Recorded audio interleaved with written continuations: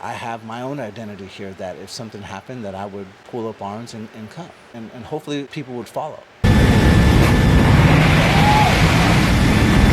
Do you mind just briefly introducing yourself? My name is Brandon Sanchez. I'm 40 years old. From 2015 to 2022, I was currently serving as active duty for the United States Army. Around 2 years ago, there was a big piece of news that came out that American special forces were in Taiwan. Were you anyway involved in that operation?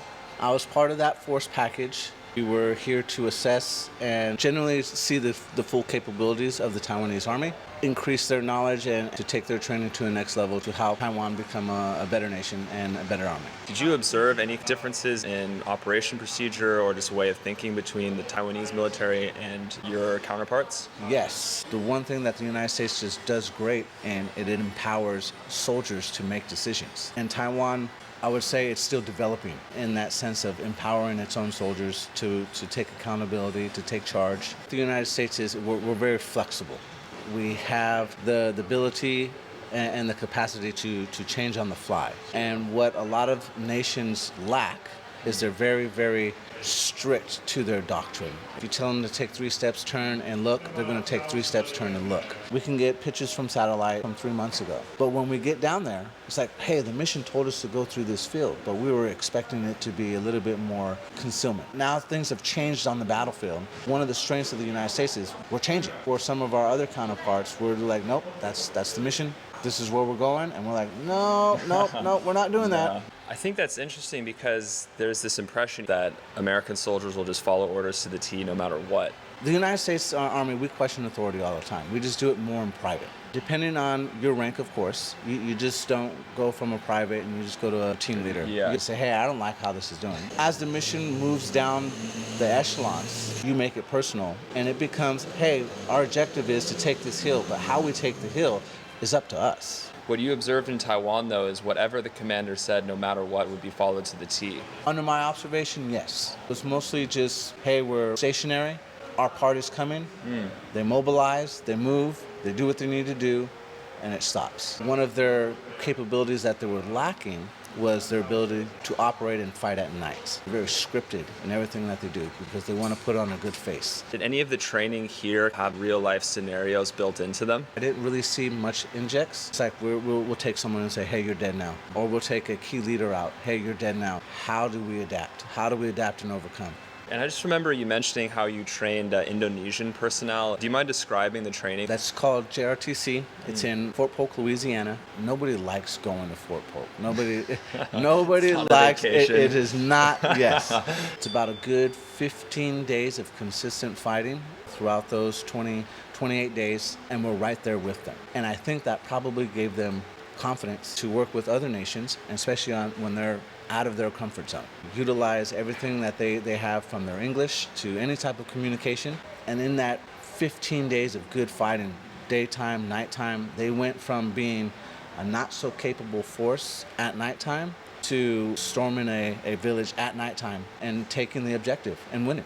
So do you feel like that kind of training could be implemented here to produce better results in a potential conflict situation? I'm hoping that they're really implementing those types of training events where they're straining to win. It should be fought with blood, sweat, and tears, with a unit, with everything that they have.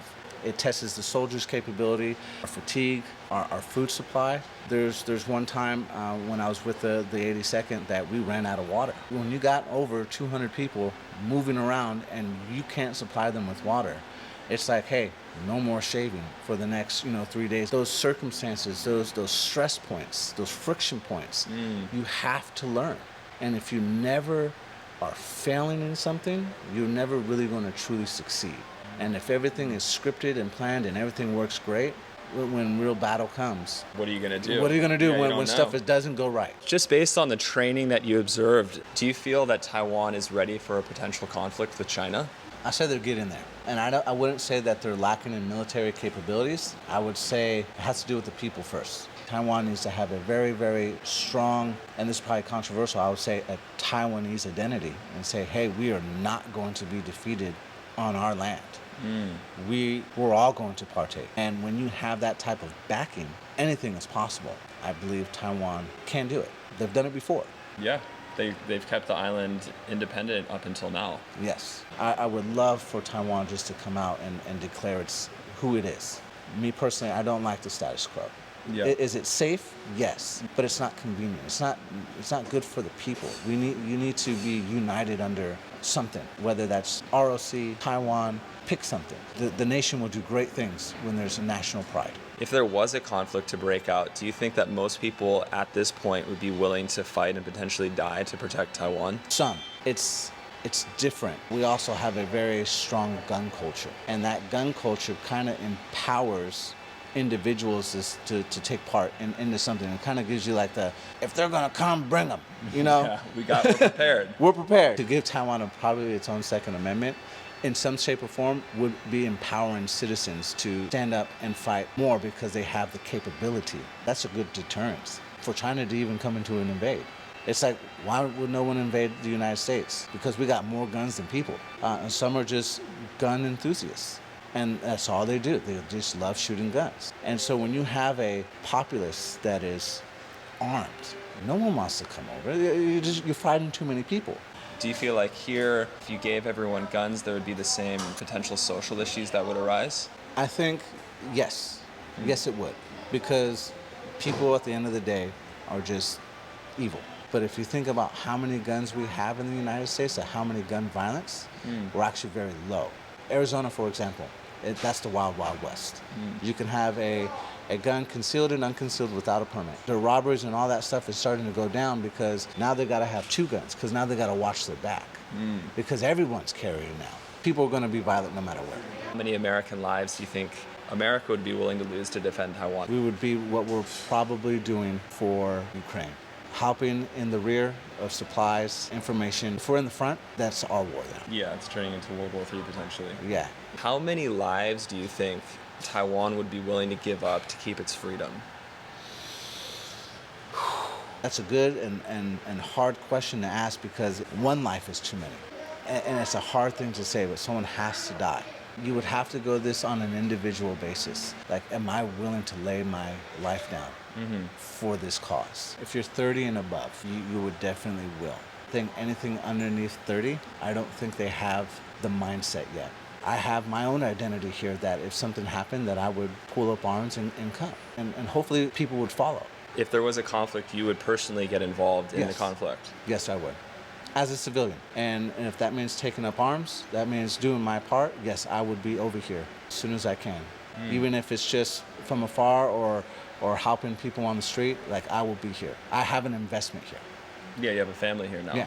Yeah. What are the things that you like about Taiwan that need to be defended and cherished? Taiwan, to me, it's beautiful. It's starting to be like the United States of Asia. The freedoms that they have here, they're the freedom of expression. They're the very first Southeast Asian nation to legalize gay marriage. And they're leading on cutting edge policies of just true freedom. And if they continue on this path, it's just going to continue to get better and better. And that's why I love coming here. I really just love coming here.